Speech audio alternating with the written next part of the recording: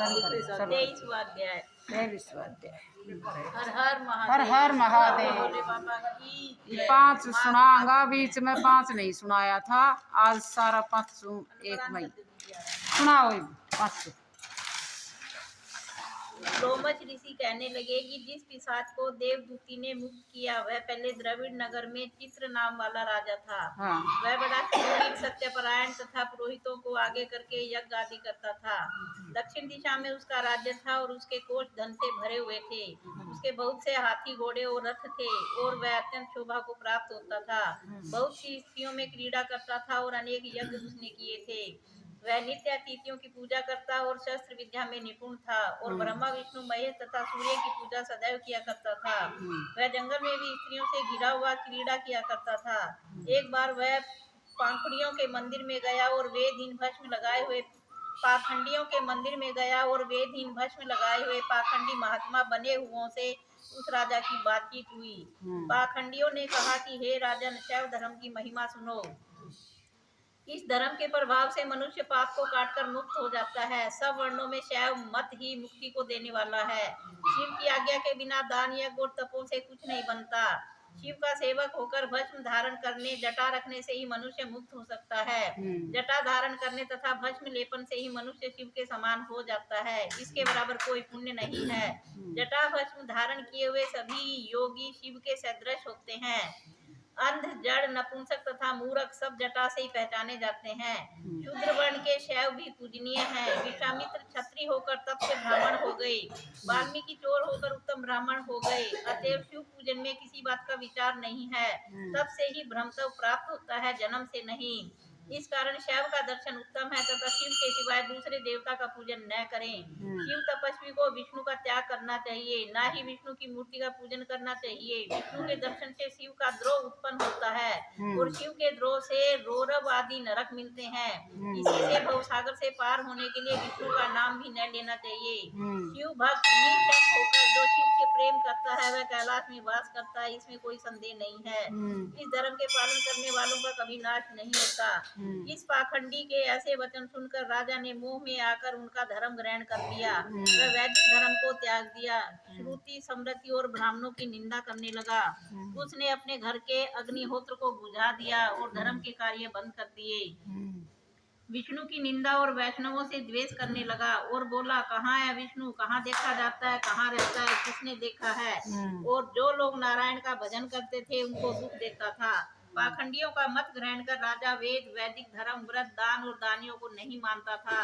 अन्याय से दंड देता। वह कामी राजा सदा स्त्रियों के समूह में घिरा रहता और क्रोध से भरा रहता। गुरु तथा पुरोहितों के वचनों को नहीं मानता। पाखंडियों पर विश्वास करता हुआ उनको गांव, हाथी, घोड़े, सुवर्ण आदि देता था। उनके सब कार्य करता, भस्म धारण करता, मस्तक पर जटा रखता और जो कोई विष्णु का नाम लेता उसका वध कर दंड देता। यह टुंडी पिटवा दी थी।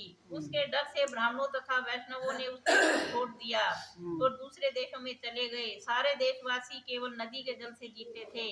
जीविका से दुखी होकर वृक्ष आदि नहीं लगाते थे, ना ही खेती करते थे। प्रजा अन्न के अभाव से गला सड़ा अन्न भी खा लेती थी। आचार, विचार, अग्नि क्रिया सबको छोड़कर काल रूप की तरह वह राजा शासन करता था। कुछ काल पश्चात उस राजा की मृत्यु हो गई और वैदिक रीति से उसकी क्रिया भी नहीं की गई। यह यमदूतों से अनेक प्रकार के दुख उठाता हुआ कहीं लोहे की कीलों पर से चलना पड़ा, कहीं जलते अंगारों पर से चलना पड़ा जहाँ सूर्य अति तीव्र था और ना कोई छाया का वृक्ष था। कहीं लोहे के डंडों से पीटा गया, कहीं बड़े बड़े दांतों वाले भेड़ियों और कुत्तों से काटा गया। इस प्रकार दूसरे पापियों का हाहाकार सुनता हुआ वह राजा यमलोक में पहुंच गया। 23वां अध्याय समाप्त। 24वां अध्याय प्रारंभ। रोमच जी कहने लगे कि वह राजा पहले तो तामिश्र नामी नरक में गया, फिर अंध तामिश्र जहाँ पर अति दुखों को प्राप्त हुआ, फिर महारौरव, फिर काल सूत्र नामी महानरक में गया, फिर मूर्छा को प्राप्त हो गया। मूर्छा से चेतना आने पर तापन और संप्रतापन नाम के नरक में गया। अनेक दुखों को भोगता हुआ वह प्रताप नाम नरक में गया तथा काकोल, कुड़पल, पूर्वमर्तिका, लो, शंकु, मर्दीप आदि नरकों से होता हुआ 80 पत्र वन में पहुंचाया गया। फिर लो धारक आदि नरकों में गिराया गया। भगवान विष्णु के साथ द्वेष करने के कारण वह 21 युग तक भयंकर नरकों की यातना भोगता हुआ नरक से निकलकर हिमालय पर्वत पर बड़ा भयंकर हुआ। उस वन में भूखा प्यासा फिरता रहा। उसको मेरू पर्वत पर भी कहीं खाने को नहीं मिला और ना पीने को जल। बहुत व्यथा के कारण वह पिशाच घूमता हुआ एक समय प्लुत प्रस्रवण नाम के वन में जा निकला। बहेड़े के वृक्ष के नीचे वह दुखी होकर हाय मैं मरा ऐसे जोर जोर से पुकारने लगा और कहने लगा, भूख से दुखी मेरे इस जन्म का कब अंत होगा? इस पाप रूपी समुद्र में डूबते हुए मुझको कौन सहारा देगा? लोमस जी कहने लगे कि इस प्रकार वेद पाठ करते हुए देवदूती ने उसके दुख भरे वचनों को सुना और वहां पर एक पिशाच को देखा, जिसकी लाल डरावनी आंखें, दुर्बल शरीर, काले काले ऊपर खड़े हुए बाल, चेहरा विकराल, काला शरीर, लंबी सी जीभ बाहर निकली हुई, लंबे होठ, लंबी जांघें, लंबे लंबे पैर, सूखा चेहरा, गधे जैसी आंखों वाले पिशाच को देखकर देवदूती ने उससे पूछा कि तुम कौन हो और ऐसी करुणा से क्यों रोते हो? तुम्हारी यह दशा कैसे हुई और तुम्हारा मैं क्या उपकार करूं? मेरे आश्रम पर आ जाने से कोई प्राणी दुखी नहीं रहता और वैष्णव लोग आनंद ही करते हैं। तो हे भद्र, तुम अपने इस दुख का कारण जल्दी कहो, क्योंकि विद्वान मनोरथ पाने के लिए विलंब नहीं किया करते। ऐसे वचन सुनकर प्रेत रोना बंद करके विनीत भाव से कहने लगा कि हे द्विज, किसी बड़े पुण्य से मुझको आपके दर्शन हुए हैं। बिना पुण्य के साधुओं की संगति नहीं होती। और फिर उसने पहले जन्म का वृत्तांत कहा कि भगवान विष्णु के द्वेष के कारण मेरी यह दशा हुई है। जिस हरि का नाम यदि अंत समय में मनुष्य के मुख से निकल जाए तो मनुष्य विष्णु पद को प्राप्त होता है। जो सबका पालन करता है उसी से मैंने द्वेष किया। यह सब मेरे कर्मों का दोष है, जिसकी ब्राह्मण तप द्वारा प्रार्थना करते हैं। ब्रह्मादिक देवता, सनकादिक ऋषि जी की मुक्ति के लिए पूछते हैं। जो आदि मध्य और अंत में विश्व का विधाता और सनातन है, जिसका आदि मध्य और अंत नहीं है, उस भगवान के साथ मैंने द्वेष किया। जो कुछ पुण्य किए मैंने पहले जन्म में, वह सब विष्णु की द्वेष रूपी अग्नि में भस्म हो गए। यदि किसी प्रकार मेरा यह पाप नाश हो जाए तो मैं भगवान विष्णु के सिवाय किसी और देवता का पूजन नहीं करूंगा। विष्णु भगवान से द्वेष करके मैंने बहुत दिनों तक नरक यातना भोगी और अब पिशाच योनि में पड़ा हूँ। इस समय में किसी अच्छे कर्म के योग से आपके आश्रम में आया हूँ, जहाँ पर आपके सूर्य रूपी दर्शन ने मेरे दुख समान अंधकार को दूर कर दिया है। अब आपको ऐसा उपाय बताएं जिससे मेरी यह पिशाच योनि दूर हो, क्योंकि सज्जन पुरुष उपकार करने में देर नहीं करते। देवदूती कहने लगे कि यह माया देवता, मनुष्य, असुर सबकी संपत्ति को मोहित कर देती है, जिससे धर्म का नाश करने वाला द्वेष पैदा हो जाता है। जगत के उत्पन्न करने, रक्षा करने और नाश करने वाले जो सब प्राणियों की आत्मा है, उनसे भी लोग द्वेष करते हैं। जिनके अर्पण करने से सभी कर्म सफल होते हैं, उनकी भक्ति से मुख मोड़ने वाले मूर्ख कौन सी गति को प्राप्त नहीं होते। चारों वर्णों का वेदोक्त हरि का भजन करना ही उत्तम है, अन्यथा कुमार्ग में चलने वाले मनुष्य नरक के गामी होते हैं। इसी कारण वेद विरुद्ध कर्मों को त्यागना चाहिए। अपनी बुद्धि से बचे हुए धर्म के मार्ग पर चलने से मनुष्य परलोक के पथ का भी नाश करते हैं। वह वेद, देवता और ब्राह्मणों की निंदा करते हैं। झूठे मन कल्पित शास्त्रों को मानने वाले नरक में जाते हैं। देवाधिदेव विष्णु से विमुख होने वाले नरक में जाते हैं, जैसे द्रविड़ देश का राजा नरक में गया। इस कारण इनकी निंदा नहीं करनी चाहिए और वेद में न कही गई क्रिया को भी नहीं करना चाहिए। लोमस जी कहने लगे कि ऐसा कहने पर मुनि ने पिशाच को सुमार्ग बतलाया कि माघ मास में तुम प्रयाग में जाकर स्नान करो, उससे तुम्हारी वह पिशाच योनि समाप्त हो जाएगी। माघ मास में प्रयाग में स्नान करने से मनुष्य पहले जन्म के सब पापों से मुक्त हो जाता है। वहां पर स्नान करने से मुक्ति प्राप्त होती है। इससे बढ़कर और कोई प्रायश्चित नहीं। संसार में यह मोक्ष और स्वर्ग का खुला हुआ द्वार है। गंगा और यमुना का संगम त्रिवेणी संसार में सबसे उत्तम तीर्थ है। पाप रूपी बंधन को काटने के लिए यह कुल्हाड़ी है। कहाँ तो विष्णु, सूर्य, तेज, गंगा, यमुना का संगम और कहाँ यह तुच्छ पाप रूपी तृण की आहुति। जैसे घने अंधकार को दूर करने वाला शरद का चंद्रमा चमकता है, उसी प्रकार संगम के स्नान से मनुष्य पवित्र हो जाता है। मैं तुमसे गंगा यमुना के संगम का वर्णन नहीं कर सकता, जिसके जल की एक बूंद के स्पर्श से केरल देश का ब्राह्मण मुक्त हो गया। ऋषि के ऐसे वचन सुनकर प्रेत के मन में अत्यंत शांति उत्पन्न हुई, मानो सब दुखों से छूट गया हो। प्रसन्नता से उसने विनय पूर्वक ऋषि से कहा, हर हर महादेव। हर हर महादेव। 24वां अध्याय पूरा, 25वां अध्याय। पिशाच कहने लगा कि हे मुनि, केरल देश का ब्राह्मण किस प्रकार मुक्त हुआ, यह कथा कृपा करके विस्तार पूर्वक कहिए। देवदूती कहने लगा, केरल देश में वासु नाम वाला एक वेद पारंगत ब्राह्मण था।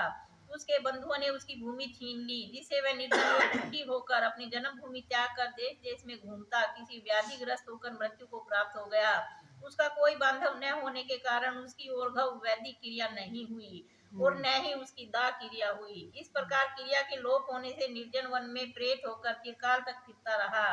शीत ताप भूख प्यास के दुख से हाहाकार करता हुआ वह नंगे शरीर रोता फिरता था, परंतु उसको कहीं सदगति नहीं दिखाई देती थी। सर्वथा दान न देने से वह अपने कर्म फल को भोगता था।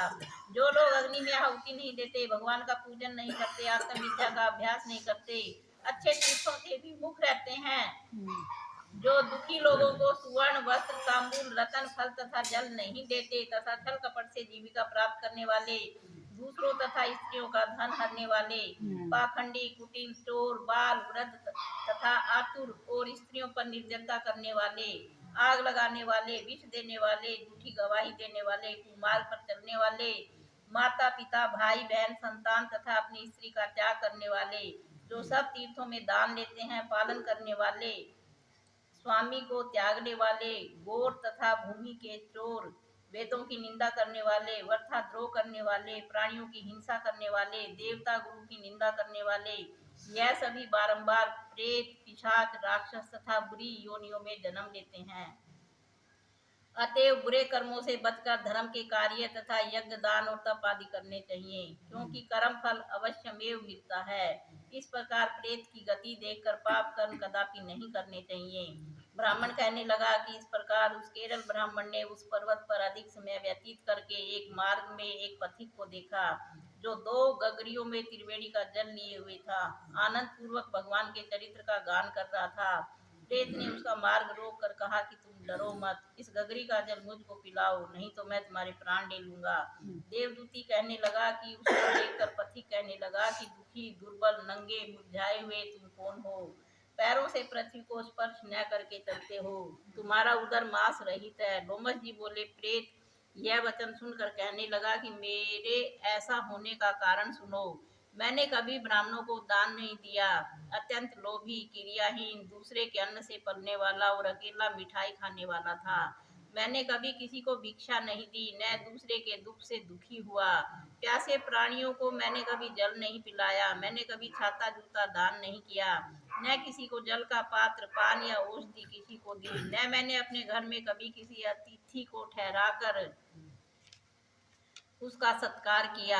अंधे वृद्ध अनाथ और दीनों को मैंने कभी अन्न से संतुष्ट नहीं किया और न किसी रोगी को मुक्त किया, न कभी ब्राह्मणों को दान दिया, न कभी अग्नि में हवन किया। बैसाख आदि मास में किसी को ठंडा जल नहीं पिलाया, ना ही मैंने बढ़िया पीपल का कोई वृक्ष लगाया, न किसी प्राणी को बंधन से छुड़ाया, कभी कोई व्रत करके शरीर को नहीं सुखाया। इस कारण मेरा पूर्व जन्म सब बुरे कार्यों में ही व्यतीत हुआ।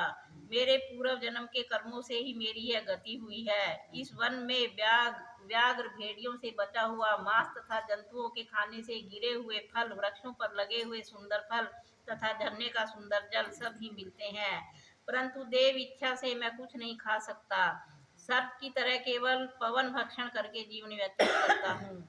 बल बुद्धि मंत्र पुरुषार्थ से लाभ हानि सुख दुख विवाह मृत्यु जीवन भोग रोग तथा वियोग में केवल भाग्य ही कारण होता है। कुरूप मूर्ख कुकर्मी निंदित तथा पराक्रम से हीन मनुष्य भी भाग्य से ही राज्य भोगते हैं।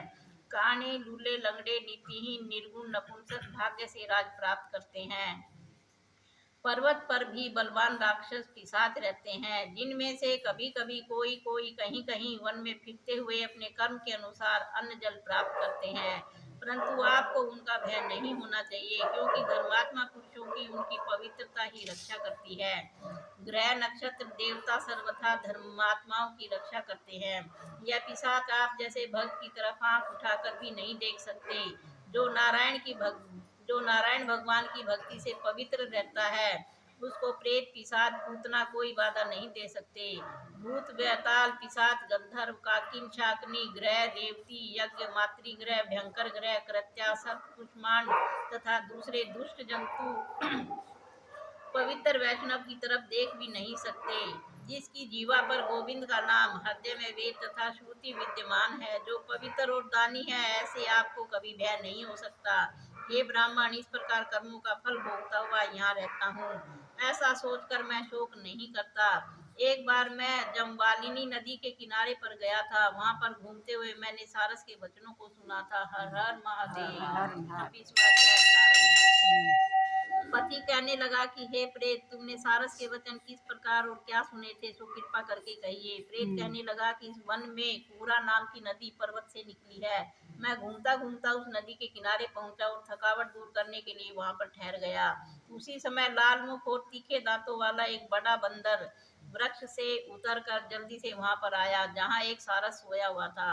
उस चंचल बंदर ने कई एक पक्षियों को देखकर उस सोए हुए सारस को दृढ़ता से पैरों से पकड़ लिया। और तो सब पक्षी उड़कर वहां से चले गए, परंतु सारसी भयभीत होकर विलाप करती हुई माई रुक गई। नींद के दूर होने तथा भय से नेत्र खोलकर सारस ने बंदर को देखा और मधुर वाणी से कहने लगा कि हे बंदर, तुम बिना अपराध के मुझे क्यों दुख देते हो? इस संसार में राजा भी केवल अपराधियों को ही दंड देता है। तुम्हारे जैसे श्रेष्ठ प्राणी किसी को पीड़ा नहीं देते। हम अहिंसक और दूसरे के कर्मों को नहीं देखते। जल की काई खाने वाले, आकाश में उड़ने वाले, वन में रहने वाले, अपनी स्त्री से प्रेम करने वाले, दूसरों की स्त्री को त्यागने वाले, दूसरों की बुराई से दूर रहने वाले, चोरी न करने वाले, बुरों की संगति से वर्जित, किसी को कष्ट न देने वाले हैं। सो इस प्रकार मुझ निरपराधी को हे बंदर छोड़ दो। मैं तुम्हारे पहले जन्म के वृतांत जानता हूँ। यह वचन सुनकर वह बंदर उसको छोड़कर दूर बैठ गया और कहने लगा कि तुम मेरे पूर्व जन्म का वृतांत कैसे जानते हो? तुम अज्ञानी पक्षी हो और मैं वन में घूमने वाला। सारस कहने लगा कि मैं अपनी जाति की समृद्धि के बल से तुम्हारे पूर्व जन्म का सब वृतांत जानता हूँ। तुम पूर्व जन्म में विंध्याचल पर्वत के राजा थे और मैं तुम्हारे कुल का पूज्य पुरोहित था। तुम राजा होकर अपनी प्रजा को पीड़ा दिया करते थे। विवेकहीन तुमने बहुत सा धन इकट्ठा किया। सो वानर, प्रजा को पीड़न रूपी अग्नि की ज्वाला से तुम पहले ही तप चुके हो। पहले तुम कुंभी पाक नरक में गिरे। तुम्हारे शरीर को नरक में 3000 वर्ष बीत गए। फिर नरक से निकलकर बचे हुए पापों के कारण इस बंदर की योनि में आए और मुझको मारना चाहते हो। पूर्व जन्म में तुमने ब्राह्मण के बाग से लूटकर बलपूर्वक फल खाए थे। उसका यह भयंकर फल हुआ कि तुम वानर और वनवासी हुए। प्राणी अवश्यमेव अपने किए हुए कर्मों को भोगता है। इसको देता इसको देवता भी हटा नहीं सकते। इस प्रकार मैं सारस का जन्म लेकर भी अज्ञान से मोहित नहीं हुआ। इतनी कथा सुनकर वानर कहने लगा कि यदि ठीक ही जानते हो तो बताओ तुम पक्षी कैसे हुए? सारस कहने लगा कि मेरी दुर्गति का कारण भी सुनो। तुमने नर्मदा नदी के किनारे सूर्य ग्रहण के समय बहुत से ब्राह्मणों के निमित्त सो ढेर अन्न के दान किए। मैंने पुरोहिताई को मध्य से थोड़ा सा ब्राह्मणों को दिया और बाकी सब मैं आप हर ले गया। इन ब्राह्मणों के द्रव्य का अपहरण करने के पाप से मैं पहले काल सूत्र नरक में और फिर रक्त करदूम नरक में, जहाँ पर बड़े बड़े कीड़े थे और रक्त तथा पीप से भरा हुआ नाभि तक नीचे सिर और ऊपर पैर किए हुए पीप चाटता हुआ उस दुर्गंध वाले नरक में कीड़ों आदि से काटा जाकर 3000 वर्ष तक उस यातना को भोगता रहा। मैं नरक के दुख का वर्णन नहीं कर सकता। फिर नरक की यातना से मुक्त होकर यह सारस का जन्म पाया, क्योंकि पूर्व जन्म में अपनी बहन के घर से कांसे का बर्तन चुराया था। इसको मैंने एक जुआरी को दिया, इसी से मैं सारस योनि में आया। यह मेरी स्त्री पिछले जन्म में ब्राह्मणी थी। इसने भी कांसे की चोरी की थी, इसी से यह मेरी स्त्री और सारसी हुई। यह सब मैंने तुमसे कर्म फल कहा। अब भविष्य की बात भी सुनो। अब मैं तुम और यह मेरी स्त्री भी हंस होंगे और काम रूप देश में सुख से निवास करेंगे। फिर इसके पश्चात गौर योनि में और फिर जाकर दुर्लभ मनुष्य योनि को प्राप्त होंगे। इसमें मनुष्य पाप और पुण्य दोनों ही कर सकता है। इस प्रकार शिव के माया से यह सारा जगत मोह को प्राप्त होता है। न केवल हम ही, परंतु इस संसार के सभी जीव प्रवृत्ति मार्ग में फंसकर अच्छे और बुरे कर्म करते हुए उनका फल भोगते हैं। इसलिए सब प्राणियों को धर्म का सेवन करना चाहिए। देवता, असुर, मनुष्य, व्याध, कीड़े मकोड़े सभी से यह कंटक रूपी मार्ग नहीं छूटता। केवल वेदांत जानने वाले योगी इस मार्ग से बच सकते हैं। इसी कारण बड़े बड़े महात्मा भी कर्म फल को टाल नहीं सकते।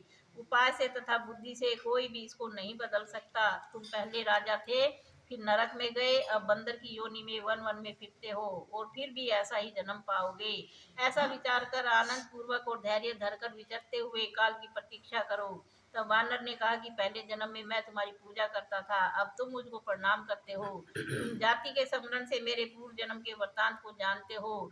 आनंद पूर्वक रहो, तुम्हारा कल्याण हो। तुम्हारे वचनों को सुनकर मैं मोह रहित होकर वन में विचरूंगा। प्रेत कहने लगा कि हे पथिक, मैंने नदी के तट पर बंदर और सारस का संवाद सुना, तब मुझको बोध हुआ और मोह तथा शोक का नाश हुआ। हर हर हर हर महादेव। 27वां अध्याय। 5 बतावा था। 5 ही अंगा तो 27 और 28 तो अच्छा अच्छा बड़ा अच्छा बड़ा बहुत सी सारा ही। अच्छा अच्छा। प्रेत कहने लगा कि हे पथिक, मैं इस समय तुम्हारे पास जो यह गंगा जल है मांगता हूँ, क्योंकि मैंने इसका बहुत कुछ महात्म्य सुना है। मैंने इस पर्वत पर गंगा जल का बड़ा अद्भुत आश्चर्य देखा था, इसलिए यह जल मांगता हूँ। क्योंकि मैं प्रेत योनि में अति दुखी हूँ। एक ब्राह्मण अंधिकारी को यज्ञ कराकर ब्रह्म राक्षस हो गया। वह हमारे साथ 8 वर्ष तक रहा। उसके पुत्र ने उसकी अस्थियों को इकट्ठा करके गंगा में कलखल स्थान में गिरवा दिया। उसी समय वह राक्षस तब त्याग कर सदगति को प्राप्त हुआ।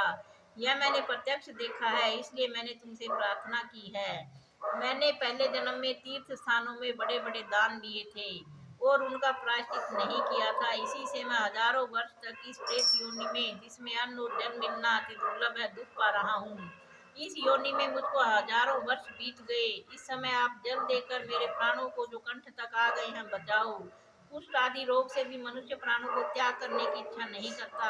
देवदूती कहने लगे कि ऐसे उस प्रेत के वचन सुनकर वह ब्राह्मण बड़ा विस्मित हुआ और वह अपने मन में विचारने लगा कि संसार में पाप और पुण्य के फल अवश्य आ पड़ते हैं। देव, दानव, मनुष्य, कीड़े मकोड़े भी रोगों से पीड़ित होते हैं। बाल तथा वृद्धों को मरण, अंधा तथा कुबड़ापन, ऐश्वर्य, दरिद्रता, पांडित्य तथा मूर्खता सब कर्मों से ही होता है। इस कर्म भूमि में जिन्होंने न्याय से धन इकट्ठा किया वह धन्य है। यह सुनकर प्रेत गदगद वाणी से बोला कि हे पथिक, मैं जानता हूँ कि आप सर्वज्ञ हैं। आप मुझको जीवन का आधार जल इस प्रकार दो, जैसे मेघ चातक को देता है। तब तब पथिक कहने लगा कि हे प्रेत, मेरे माता पिता भृगु क्षेत्र में बैठे हैं, मैं उन्हीं के लिए जल लाया हूँ। अब बीच में तुमने गंगा के संगम का जल मांग लिया।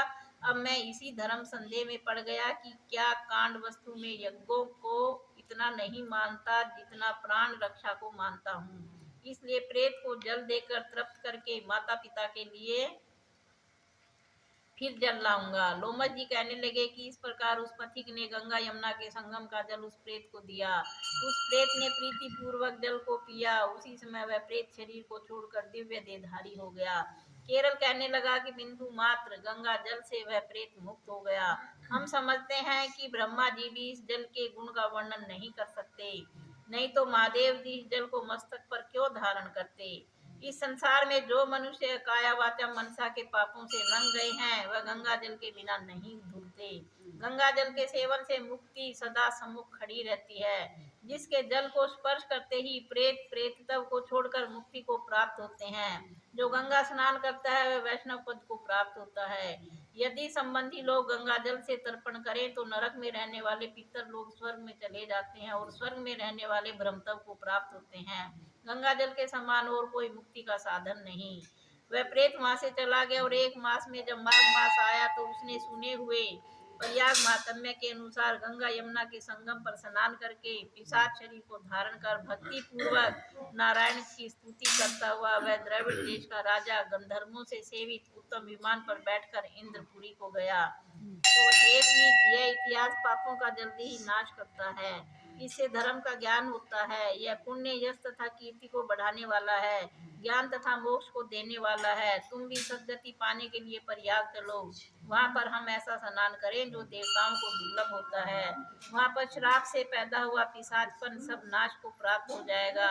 इस प्रकार लोमस जी के मुख से अमृत में मधुर कथा को सुनकर मानो अमृत पीकर सब प्रसन्न हुए और पाप रूपी समुद्र से पार हुए। उन्हीं के साथ सब लोगों ने दक्षिण दिशा को प्रस्थान किया। हर हर हर हर महादेव। 28वां अध्याय। वशिष्ठ जी कहने लगे कि हे राजा दिलीप, बहुत से जन समूह सहित अछोत सरोवर में स्नान करके सुख पूर्वक मोक्ष को प्राप्त हो गए। तब लोमश जी कहने लगे, संसार रूपी स्थिरत राजा को सब श्रद्धा पूर्वक देखो। यहाँ पर 33 करोड़ देवता आकर आनंद पूर्वक रहते हैं। यह अक्षय वट है जिसकी जड़ें पाताल तक गई हैं, और मार्कंडे ऋषि प्रलय के समय जिन भगवान इसी अक्षय वट का आश्रय लेते हैं, यही शिव जी की प्रिय भगवती भागीरथी है, जिसकी सिद्ध लोग सेवा करते हैं। यह गंगा स्वर्ग के हेतु पताका है। इसका जल पीकर मनुष्य मुक्त हो जाते हैं। हे मुनि, सभी प्राणी इस नदी को यमुना से मिली हुई पाते हैं। इसका संगम बड़े पुण्य से प्राप्त होता है। इसके स्नान से जन्म मृत्यु रूपी दावानल से कोई नहीं तपता, परंतु ज्ञान प्राप्त करके मुक्त हो जाता है। यहाँ पर स्नान करने से सभी प्राणी बिना ज्ञान के भी मुक्त हो जाते हैं। इसलिए ब्रह्मा जी ने यहाँ यज्ञ करने की इच्छा की थी। इसी संगम में भगवान विष्णु ने स्त्री प्राप्ति की इच्छा से स्नान करके लक्ष्मी जी को प्राप्त किया। यहाँ पर त्रिशूलधारी शिव जी ने त्रिपद दैत्य को मारा था, और प्राचीन काल में उर्वशी स्वर्ग से गिरी थी तथा स्वर्ग पाने की इच्छा से यहाँ पर ही उसके स्नान करने से नहुष कुल के राजा ययाति ने वर्षधर पुत्र प्राप्त किया। यहाँ पर इंद्र ने प्राचीन काल में धन की इच्छा से स्नान किया था, और माया से कुबेर के सब धन को प्राप्त किया। प्राचीन काल में नारायण तथा नर ने हजारों वर्ष तक प्रयाग में निराहार रहकर उत्तम धर्म को किया था। यहाँ पर जयगाशव्य सन्यासी ने महादेव जी जैसी शक्ति वाले से विजय पाई थी, तथा अणिमा आदि योग के अति दुर्लभ ऐश्वर्य प्राप्त किए थे। इसी क्षेत्र में तपस्या करके श्री भारद्वाज सप्त ऋषियों में सम्मिलित हुए, जिन्होंने भी यहाँ स्नान किया। सबको स्वर्ग की प्राप्ति हुई। इसलिए हमारे विचार से तुम त्रिवेणी में स्नान